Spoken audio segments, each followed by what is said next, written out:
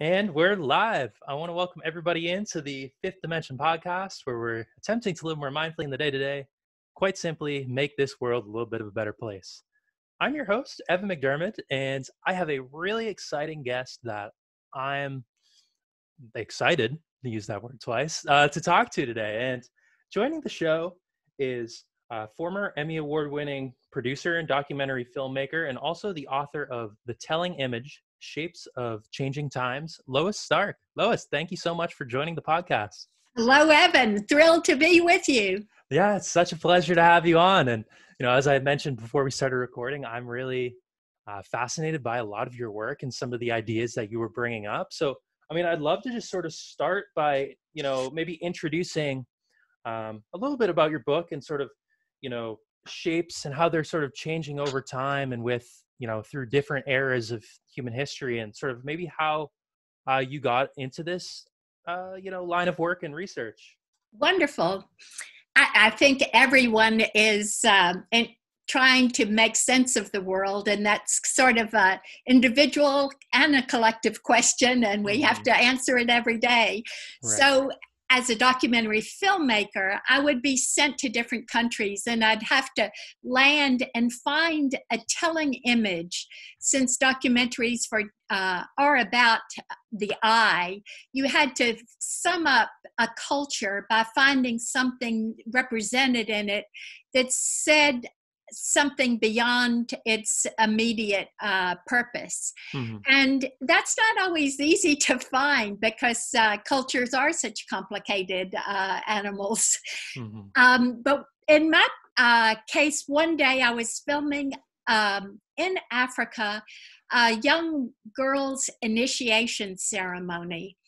And there I was watching the women coming to welcome them, and the women were dancing in a circle.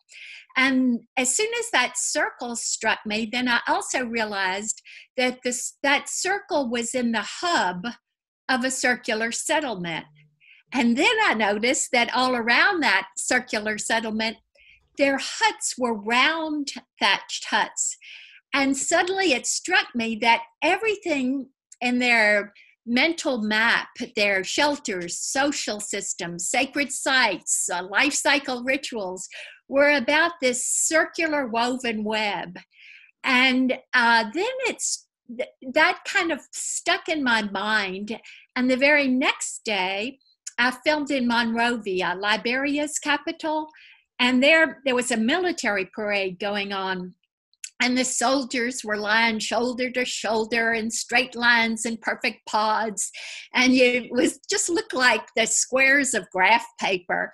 Mm-hmm. And then they were actually marching in front of a line of generals. And the generals all had their buttons and awards and pins of their place in the hierarchy.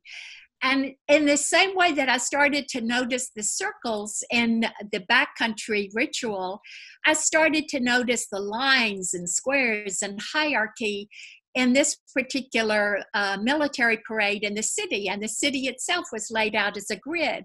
So suddenly shape popped out to me, how you can find a telling image that may characterize and summarize the essence of a culture, its values, its place in time, what they're trying to say to the world by imitating the way that they think the world works. Mm. And then I stepped back and thought, well, what made this circular world go into this linear world? What happened? And the more I thought about it and researched it, I came up with these ideas of shape as a central template to our mindset. And at big pivot points in time, that shape shifted. So let's say we began in this web world where everything was connected and cyclical. Mm-hmm. And in that way of thinking, both the shelters were laid out as circular round thatched huts, but they were also igloos, stone. In every landscape, they would have used different materials, but all of them imitated the circle. And then their sacred sites did the same. So it's everything from kivas to Stonehenge to medicine wheels that use that shape to express themselves. And then it struck me that they were imitating nature, and that was the way they were embedded in nature because they were migratory. So they imitated the sun going up and going down and the tides coming in and out. And it seemed so absolute that something based on nature's rhythms, why would it possibly change? Because we are nature. But something really big happened, and it was actually agriculture and writing. And it went over a period of time. The changes today are happening just bam, bam, bam. But then the changes were somewhere between 10,000 and 5,000 BC.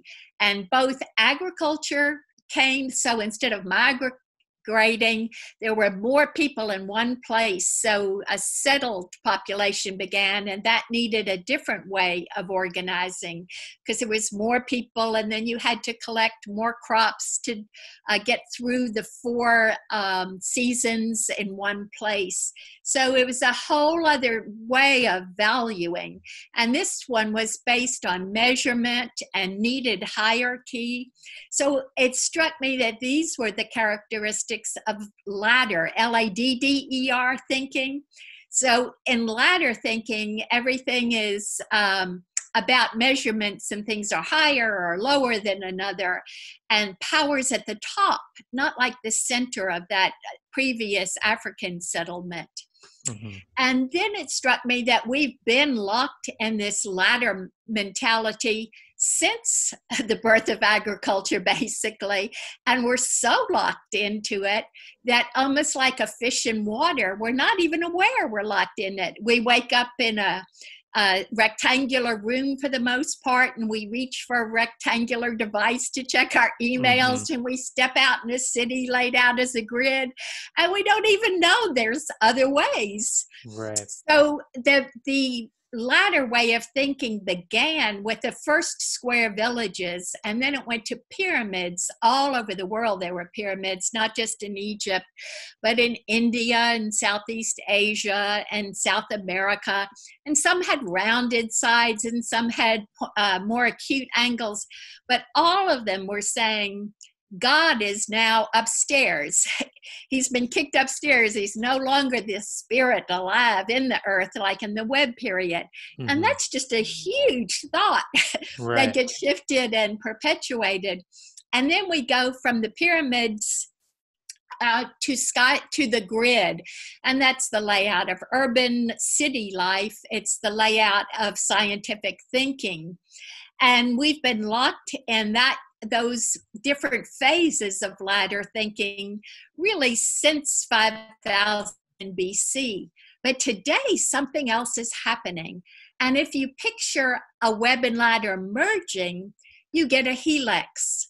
So it simultaneously revolves like a web, but it also evolves like a ladder. And of course, a helix like DNA, that we largely know that helical symbol as DNA with all of its crossbars. It's telling us that there's both past patterns and unique expressions that are evolving, because it always lands in some place new. So just like grandchildren, you know they're going to carry some of your genes, but you have no idea what they're going to look like, act like, be like. So it's both pattern and the unpredictable. And the other big symbol of our time is the network. And there, if you picture a network with all the crossbars again bursting open, you have that network. So one way of thinking always comes out of another. And the other thing to keep in mind is that the old ways of thinking, the old shapes and orders, they don't disappear.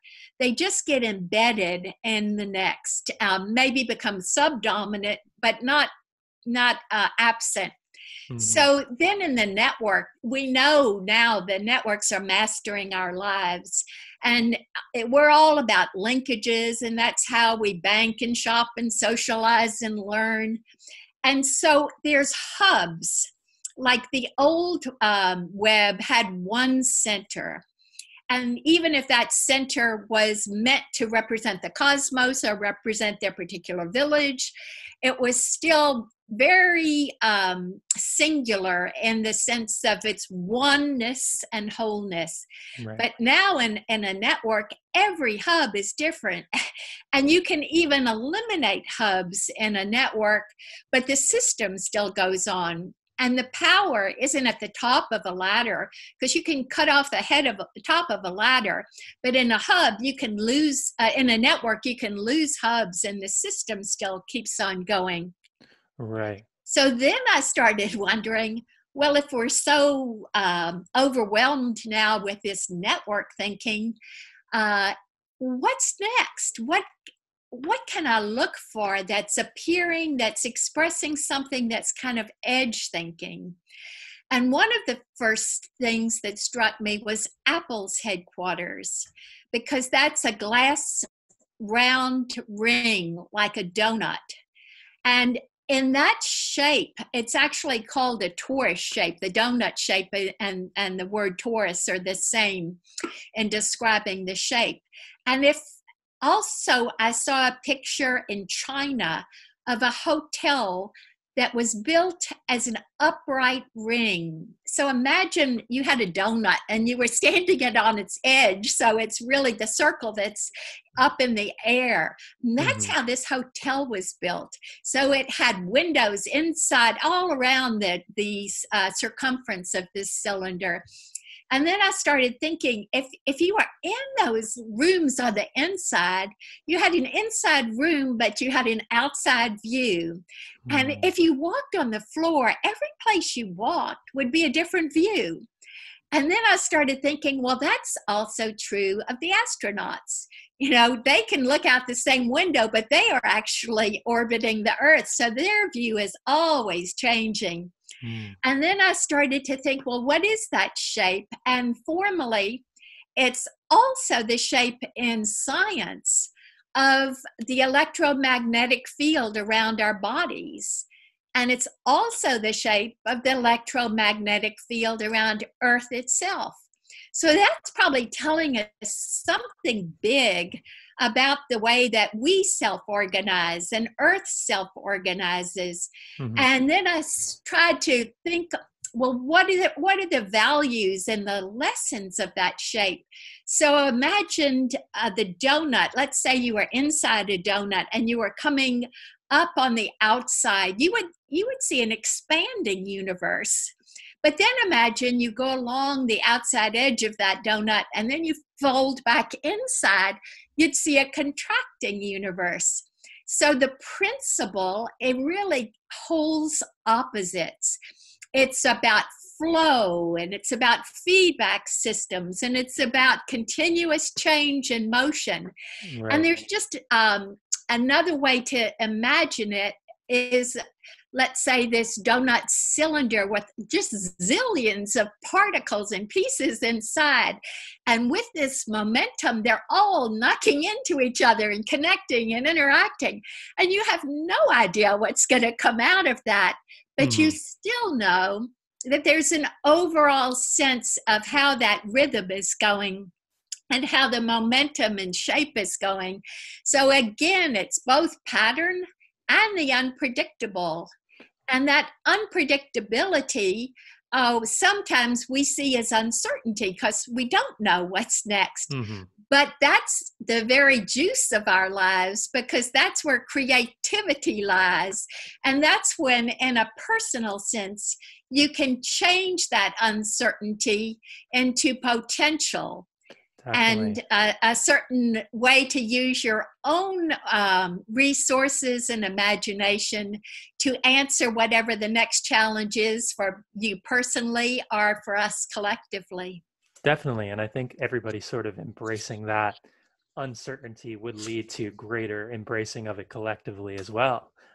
With sort of the changing of all the over the years, and talking about specifically going from the web to that sort of linear mindset, and you sort of that time frame you mentioned sort of corresponds with like the start of civilizations and like Mesopotamia and ancient Egypt. And it's very interesting to sort of see how that has progressed through the years. And it feels like we sort of with taking that hierarchical approach and sort of that latter approach, we almost sort of have lost this interconnectivity that exists between all of us, I would definitely say. And but with sort of this, even with elements of networking and this Taurus approach, would you say that it's almost in a way sort of a return to what is more of a natural connection between humans by sort of moving in this direction? And like how, having elements of like the latter, how do we in theory, I guess you could say, move away from that hierarchical structure? Because I think it causes a lot of division amongst people, and it kind of creates differences when really we should sort of be embracing that interconnectivity that exists between all of us. But would you say sort of this Taurus shape sort of represents a move towards like unity and like connection, and like you said, it might be impossible to know exactly what that'll look like, but would you say we're sort of moving in that direction? It's one of the earliest signs we have. Very often, architecture will give us a way that we're thinking about the edge of how we self-organize, because buildings, whether they're our homes or our workplaces or our places of worship, sometimes they, in their formation itself, will tell us where the collective is going. Mm-hmm. And because another Taurus shape pops up in London as their intelligence building. And one of the reasons that they're doing these shapes is to break down the silos. And the silos are the ladder thinking that you referred to. So we got caught in the first terrorism outbreaks because we were still thinking in very linear terms, and even intelligence was coming by silos. So in England, they built this cylinder building so that more people would exchange knowledge. And sometimes the new science buildings on university campuses are built like that, so that people will interact, as you said, and share knowledge, because even scientific knowledge became so specialized that we forgot to see what it is in common. Mm-hmm. And another architectural example is actually in New York. It's called the Vessel. It's in Hudson Yard. And people just walk within it. It has a pointed bottom and then goes up like a vessel. But you can turn right or left or go forward or backwards or up or down. And it's another way to break open our thinking of going in multiple directions and possibilities and choices and options, and break out of that. Because to think out of the box, you have to know the box you're in. And in the way that you so asked the question about breaking out of linear thinking, I think the biggest gift that we have had is that view from space. Because if you see it ourselves in that larger dimension, not only are we just absolutely floating in space. I mean, there is no right or left. There's just nothing to moor us but our own imaginations. And those imaginations have to be enlarged to see what is so difficult for us to see infinity. Mm-hmm. And then if you also think about that connectivity that you asked me about, I think the virus is teaching us that as well, because it is highly infectious. So it's teaching us that you can infect me, I can infect you. And one of the things I learned in Africa from an early language in Burkina Faso, the Dagara tribe, they had no word for you, just as simple as the difference between me and you and, hey, how are you doing? Mm-hmm. But the closest translation they had for their word for you meant my other self. Mm. And so if you think that there is no distinction, that field between us is so great that we're formed of this common identity, then it helps to break down again how to understand the virus. Viruses are in us. We are a part of nature. There's many kinds of viruses that exist in us all the time. We're part of it. It's teaching us, and that kind of rapidity and oneness of, in this case, infection, but we can turn that infection into some other image and symbol of just how much we are all part of larger and larger wholes, and that we have the power of the one still, even within that identity with the whole. If I stay home, it may save someone else's life. I mean, Right. it's so abstract in a way, and yet it is absolutely real. It does have an effect if each of us stay home.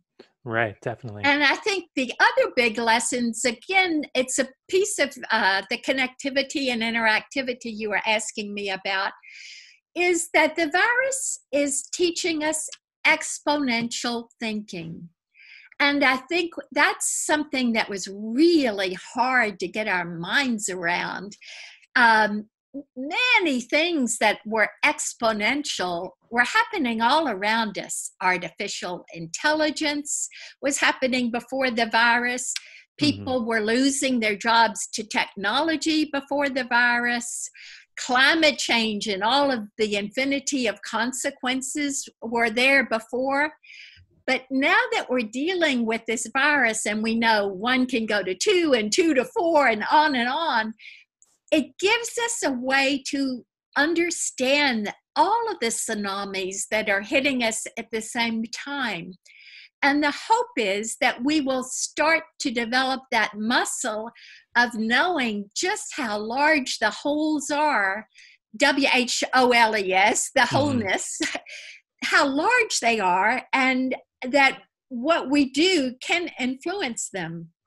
Right, definitely. And it sort of it puts into perspective the, what it is that, actually matters when we, all of these everything we've kind of constructed around ourselves and sort of this, in what we deem reality, when it sort of goes crashing down and we sort of take everything away, what is it that's left besides, the connections that we have with other people, right? It kind of puts that into the forefront. And that's sort of the biggest lesson I've really been focusing on as well. And I think it is a sort of um, a the virus in particular is I would say a golden opportunity. And I know you, wrote about this. It's really a golden opportunity for breakthroughs on these other areas and things that, things like homelessness and poverty and all these like things that I would definitely classify in itself as pandemics, almost sort of,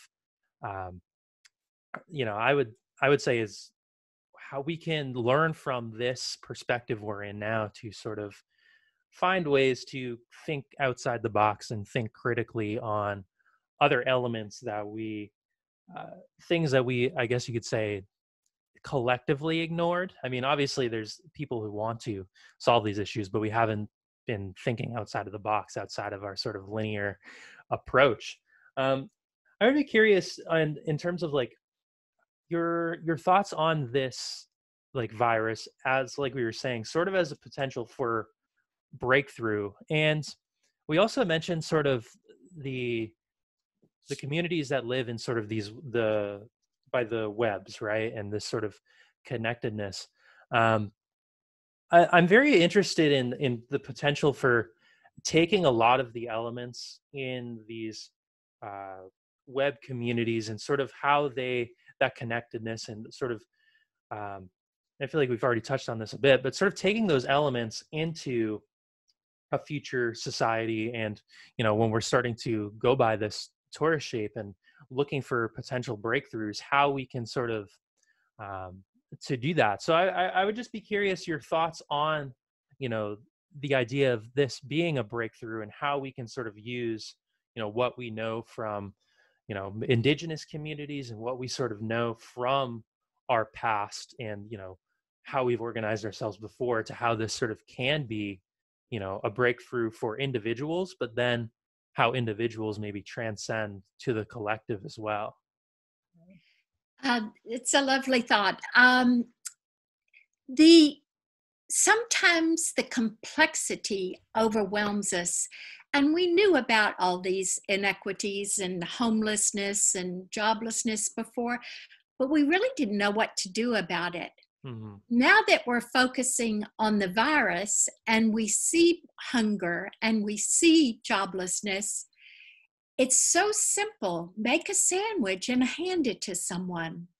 It goes back to the one-on-one, and it takes it out of complexity, even Hmm. though the problem is still massive and you still do have to figure out distribution systems. Hmm. But even as we're seeing our food systems break down, that it's almost absurd that there is food going to waste in the fields and cannot get to the food banks. Hmm. That's a distribution problem. But in some ways, we are also have to solve that problem in our individual lives. What is it that we did not respond to before in the sense of helping that other self, that other part of our community, that other part of our wholeness and humanity?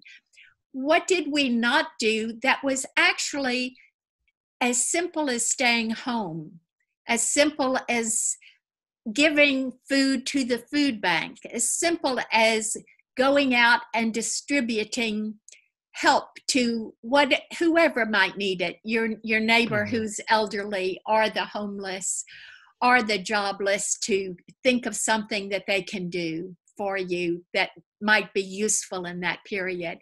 So I think when problems get overwhelming, we tend to think that they don't relate to us. And now that the entire world is facing its own mortality, potentially, I think it wakes us up to that connection. I think that mortality itself is saying, why are we here? What is this about? Look at that blue sky. Have time with your children. And it isn't just a Sunday off. Somehow it goes to a much simpler, deeper level. And if we can sustain that after we go back to what used to be considered normal, and of course we'll have variations of it, Hmm. I think that will be our best blossom, to not forget that the sky was blue, Right. to not forget it was clean and we can live that way, to not forget that we are all part of a community and very much interdependent, whether it's the neighbor next door, the homeless downtown, or the farmer in mid-America that is having trouble getting his food to us. Solutions will come, and whether they come in time to really help everyone is still an open question. But the learning process is there, and hopefully we'll incorporate it and keep it. But that's a big hope. Right. Definitely. And I love the point you made, sir. We're all facing our own mortality, if you will. Like I think it's almost been like a collective, like I just slap in the face in a way, like we're all, and we're kind of mentioning what we mentioned earlier to bring it back to sort of this idea of like uncertainty and unknown. I think we all sort of fear the unknown, and mortality and death. That's like the ultimate unknown, right? Like there's nothing more unknown about deaths. And the other piece of that mortality is that the virus hits our bodies, and it hits our bodies invisibly. Hmm. And we so rarely really think about our bodies. And so we have ideas and opinions, and we act with policies as a nation. But Hmm. it brings us back to that very singular self. And that singular self is just one other iteration of everybody else. So it holds that paradox Right. of being both individual, which is absolutely true, and being collective, which is absolutely true. And how we learn to hold those opposites, not as paradox, not as opposites. And one other sort of image that the view from space gives us, we see counter things happening. We see ocean systems swirling left to right, and then we see counter currents right to left. And Hmm. the same thing with cloud systems swirling one way and then another. But when the astronaut sees it in space, you and anybody watching those pictures sees it, you know there's overall balance. And sometimes our divisions come when we just get locked into the viewpoint as if we were in one of those vortexes, Hmm. and we forget that there are balancing vortexes.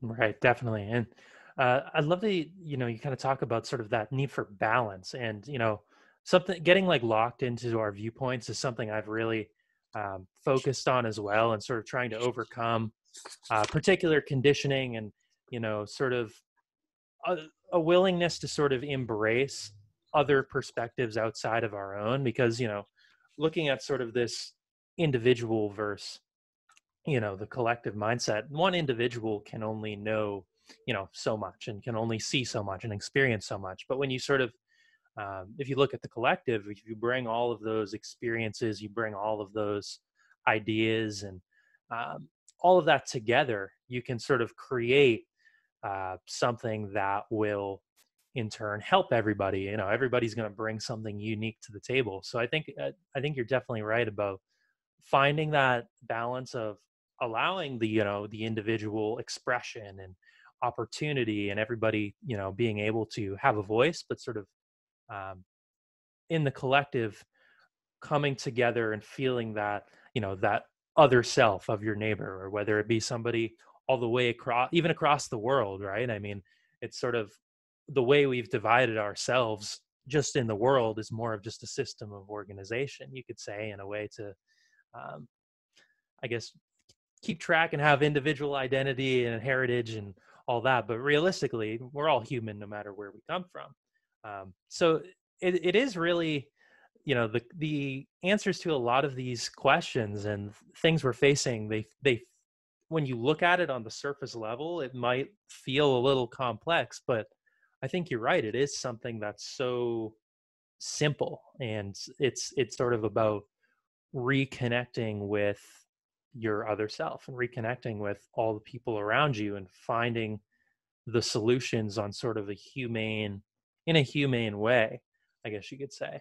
um, and I guess I sort of have trying to think of how I want to formulate a question based off of that. I don't know if I have the right Well, language, but some of what you were speaking of is really the cultural inherited beliefs, either from religion or politics or family, or just the technology of our time.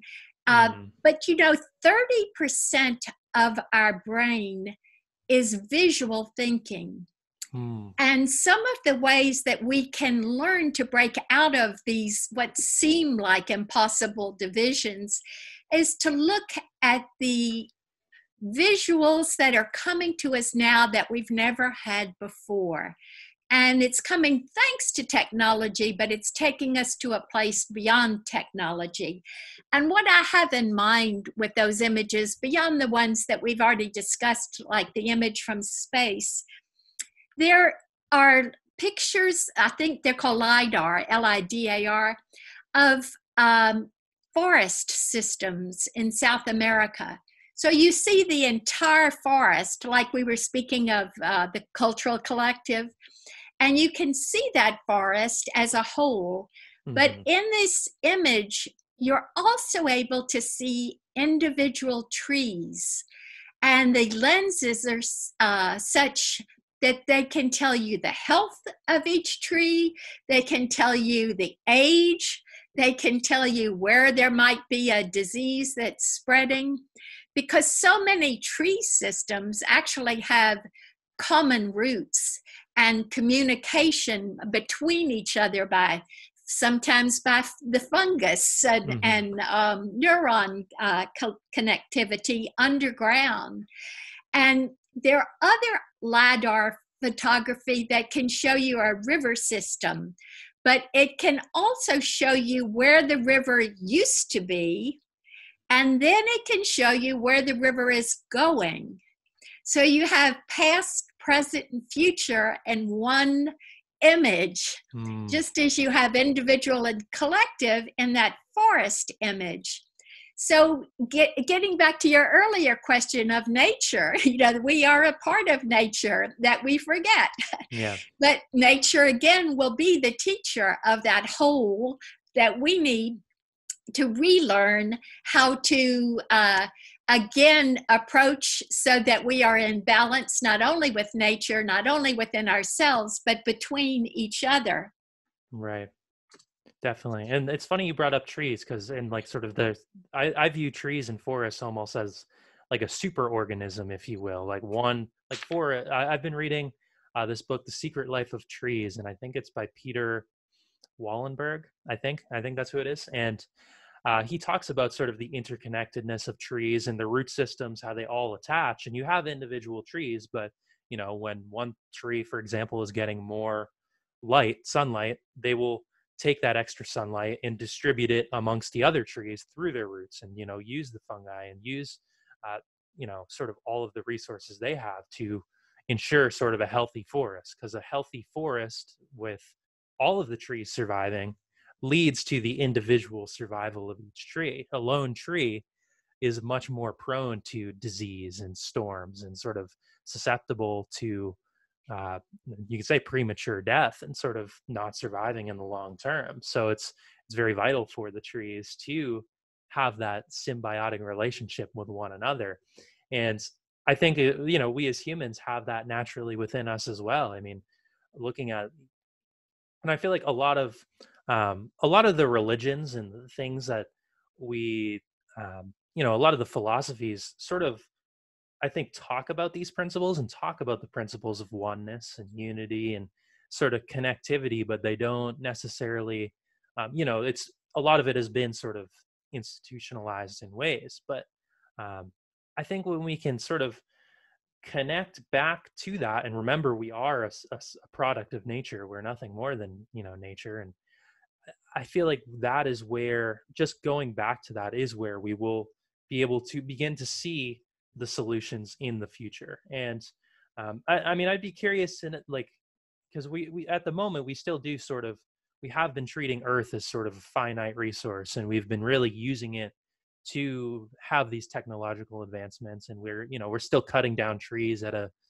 astronomical rate. I think the amount of trees we're cutting down in the Amazon during this pandemic has gone up. I know Bolsonaro is not a conservationist by any means, but so I would be curious to know or hear your thoughts on if this sort of collective shift and individual shift is happening at a fast enough rate, because I think there is sort of a time crunch in a sense. I don't think if we, I'm not going to say we're going to all die off in 20 years by any means, but we're definitely, I feel sort of there is a time crunch to sort of make this shift before we, do use up all the resources. And then we're sort of, you know, forced to collectively change, if you will. I mean, I would be curious to hear your sort of thoughts on that when looking towards the future.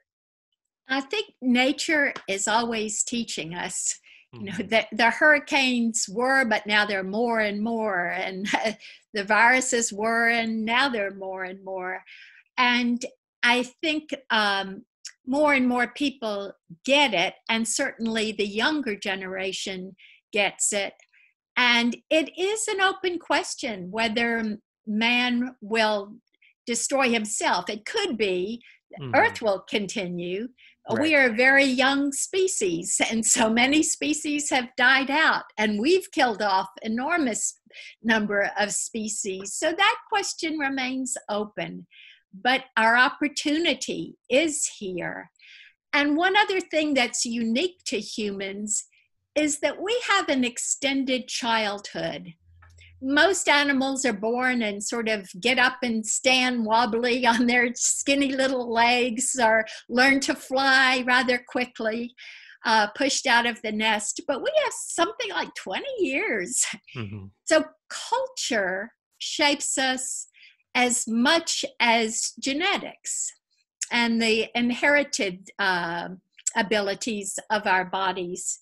So, if we can change those stories, if we can change the culture, if we can put the images out there, if we can make the stories not to accent upheaval, but to accent potential, then we have the tools in ourself. Let's say that word potential. Some of the technologies of our time are all about that. Stem cells, you can recreate your bones, you can recreate your blood, you Mhm. can do 3D surgery with robotics, you can do 3D manufacturing. If we could learn, then, since we invented, so to speak, we were only again copying nature, but just to take that 3D point of view, because I think one of the quotes from Carl Jung is that anxiety comes from a lens too small. Mhm. So if we can just expand our sense of our own potential, the sense of our own possibilities, and see these ever larger wholes, then we won't get so stuck in the particular thing that we get locked into for fear or for outdated ideas. Right, definitely. And I love what you're talking about with that potential and sort of expanding the lens. I feel is very, it's vital sort of to the, I would say overall collective of the species, definitely, because we sort of, to break out of our conditioning, to break out of, sort of the way we've been living, it is sort of about embracing, I think, the uniqueness between human beings and the uniqueness of different perspectives of different cultures. And, but at this, and by embracing that, you sort of returning to your other self and you're sort of becoming. And the power of the self. There was another uh, research project recently where they discovered that ordinary people, like ballroom dancers and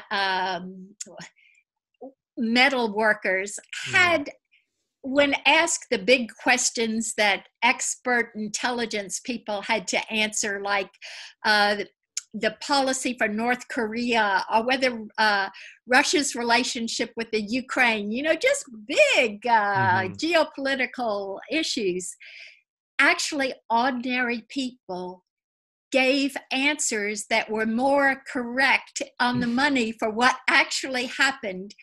And the difference is that they kept updating their information because they weren't locked in ego. Mhm. They were just playing the game. So they would look for information everywhere. And then they would adjust their prior bottom line. So it was in keeping with momentum, because everything is always in flux. Right. Whereas the experts sort of had a big theory or opinion, and they went looking for the data that supported just that point of view. So one other way that answers your larger question of how do we expand in this interconnectivity is to trust our own ability to continuously look for data and update it and not be locked into things that are told to us, but to really come up with our own opinions, because largely humans do get it right Right. and do find a way to adapt to their moment of time, even as the times change. Definitely. And I really like that point that you brought up. And I think it kind of goes to the idea of like all of us seeking our own individual truth and seeking, you know, uh, I would say truth in the world and kind of finding that sort of the beauty of, we're talking about like the internet, for example, like one huge network, you can find almost any information you want on the internet, right? But it is very easy to get locked into a particular idea and then go find all of the particular websites that are going to tell you exactly why your idea is correct. It's very easy to sort of uh, to find support for a conditioned idea that you want to believe in. But if you sort of go in the idea of, I just want to find truth, or I just want to find, facts, and sort of follow the heart and follow what I am, seeking, I think you can sort of find your own independent ideas, come up with your own uh, you're talking about sort of the ordinary people having, getting it right more so than the experts. It's because we can really, go in without the ego and go in not with sort of a particular bias or lens. And I think that really does sort of show the potential for, what a what a future world would look like in which we all are sort of, contributing and looking for our truths and looking for ways to contribute. It's sort of that same exact field, same exact mindset. And I think that that holds a lot of, a lot of potential for where we are sort of going. I mean, would you say you have any sort of opinions on how people can sort of begin to, I would say, seek truth and sort of shed that sort of mindset and perspective, and um, just, I guess, yeah, shed the mindset. We were made as adaptive creatures, and our brains have so many more abilities than we use. So neurologically, we used to think intelligence was fixed, but it isn't. It's just this wonderful expanding chemistry, neurons, whatever you want to call it. Hmm. And our potential is infinite. And how then do we use it? Sometimes that view of oneness that you were speaking of, or truth that you were speaking of, that can, truth can also sometimes be conflated and confused with reality. And one definition of reality I heard is that it's a consensual hunch. Hmm. But then, so there's something in our time that we use, let's say, the network image, because networks are familiar to us. But way back when in Hindu culture, they used Indra's web, like this sphere made of 1,000 mirrors, reflecting 1,000 mirrors. Well, there are those larger truths, and we're all aiming at them. But Hmm. one of Joseph Campbell's ways of let's say, cautioning us before getting too fixed in our own notion of truth as something that's immovable, he would say, beware that the finger pointing to the moon is not confused with the moon. Hmm. So we tend to think that we've created, let's say, a phrase or an idea or an image. Those are really fingers pointing to the moon. And whatever the larger truths of existence are, will always be beyond us. But it isn't beyond us to find a relationship to them, to find a way of knowing the sureness of knowledge and wisdom. The knowledge will continue to change, the wisdom will expand, the applications will be infinite, but it's many things that have that common field, just like that electromagnetic field around us. There's gazillions of little pieces in there, and it is spinning and changing. And the changes sometimes can be up to us, and sometimes we're hit by them, and they overwhelm. But all in all, I think maybe as close as we can get is that there is pattern and design, and we can have faith in that. And there is, thankfully, the unpredictable, which means we have a place in the system, and we have opportunity and imagination to make things happen that we do see as beneficial in the larger sense of the whole. So it's always something that can be colored in by your individual personality and talent, by the culture of our time, by the science of our time. And the terms in which we approach it will be new terms, but yet it will always be in that ever expanding way of taking in larger and larger wholes. Right, definitely. And that goes simultaneously to the macro, to, the fractals teach us that, the veins in a leaf are the same as structure as river systems. And if you take a satellite picture of a lake in Utah, it's going to have globular forms that are the same as a West Nile virus. So it's not that we need to have like this big eye of God. We don't have God's eye, but we have an intuition that we can approach it. Right. And to look for that big truth, we will find it also in the minute, in the small, in the virus, in the lake, in the leaf. And so we don't have to look so far to see the large and the far. Right. That was excellent. You summed that up beautifully.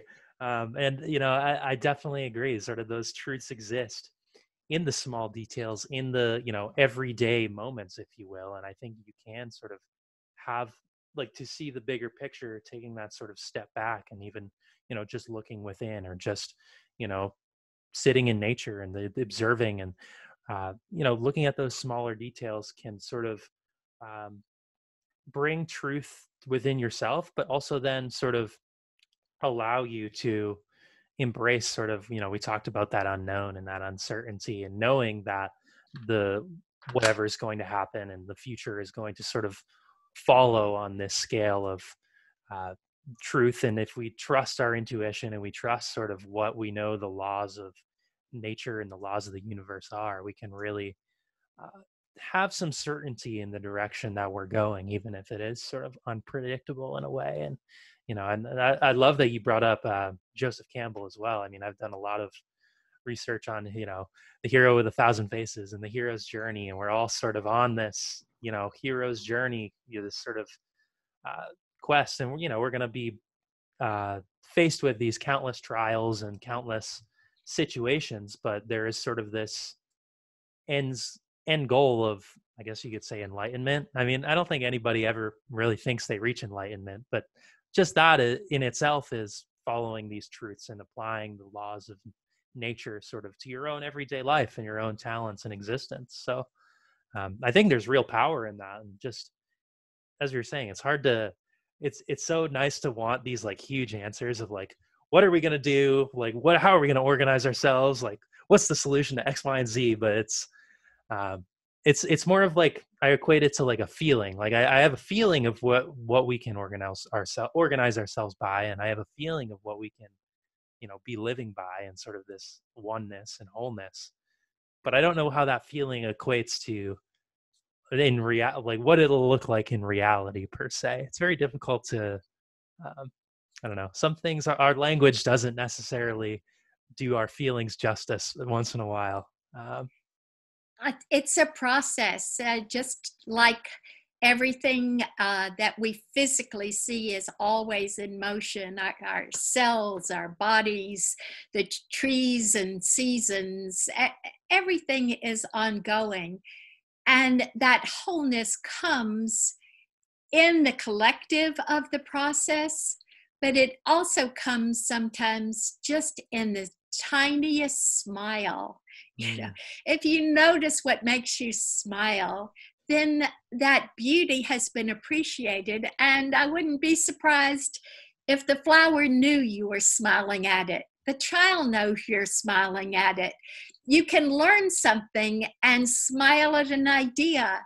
And so those truths and that oneness and those connections are there at every level. I don't think we have to struggle for it so much. Just let go and let it notice what makes you smile. right, definitely. And, like this all pertains back to the idea that we think everything is such a complex, finding these truths and finding solutions is such a complex, thought, an idea, but it's really is in those simple, the simplicity. And, something as simple as a smile can completely change the trajectory of someone's day, for example. Like if you smile at someone, maybe they're having a rough day and you just made their day, and then who knows what they go and do after just a smile. So it's, you know that I think that connection is just so it is what is true. It is what matters. It is sort of what we can use to find solutions to what what we're dealing with collectively. And And uh, it's exponential, just like the virus. It too can multiply. right, definitely, kindness is contagious, smiling is contagious, the connection is contagious. It's very uh, I found that to be very true.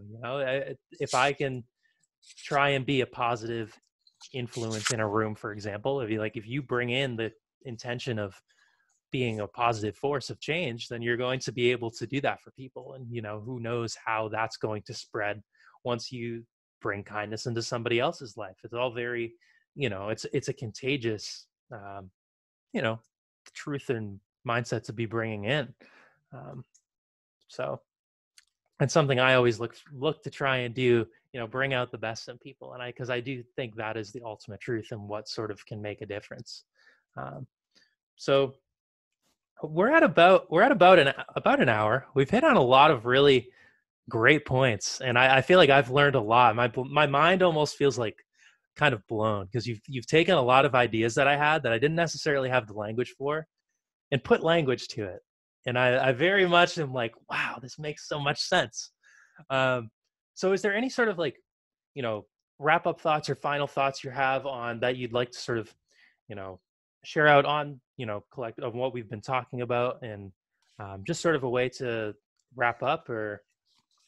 Sure, and it's just so pleasing that we're all aiming at these same larger questions and then just sharing our toolboxes as we go along, whether that's language or experiences or smiles. Mhm. But I guess three things. One is to think out of the box. You do have to know the box you're in and see where it is that you've been so comfortable with the answers that you've forgotten to ask a larger question.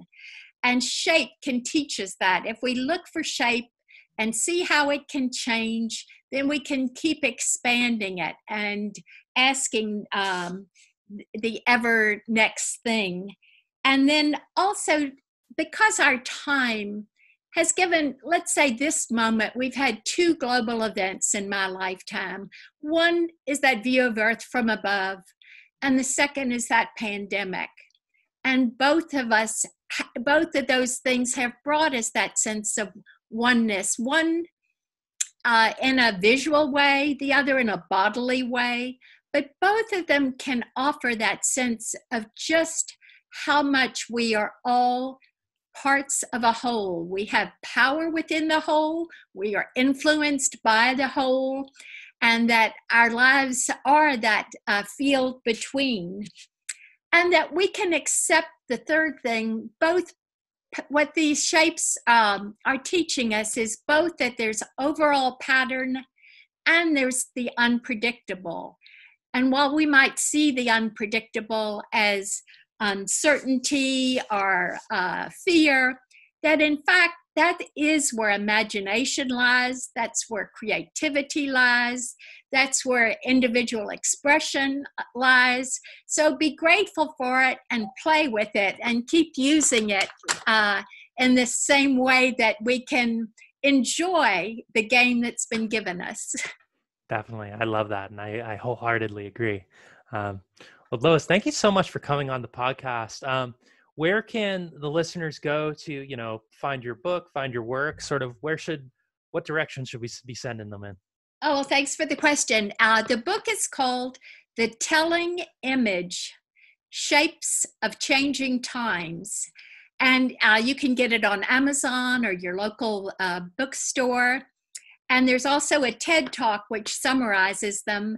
My website, which has both, is Lois F like in father, loisfstark.com, and that from there you can both see images from the book and images from my documentary films and quotes and pictures and background more. All right, awesome. And I'll put those in the episode description so people can just scroll on down and it's right there, one click away. And the TEDx talk is titled Shapes Hiding in Plain Sight. The things all around us that we're so locked in we forget to notice, they can also be changed. Awesome. I did watch the TEDx talk, everybody listening, and it's phenomenal. So go watch it. It's worth a watch. Well, awesome. Lois, thank you again so much for coming on the podcast. I really enjoyed this conversation. Well, I enjoyed learning from you as well, Evan, and so much enjoyed the exchange. Yes, it was wonderful. And you're welcome to come back on at any time. And maybe when the quarantine is over, we can have sort of we can revisit these concepts and sort of see where what direction we're heading in. And terrific. We'll learn together. Exactly. It sounds like a plan.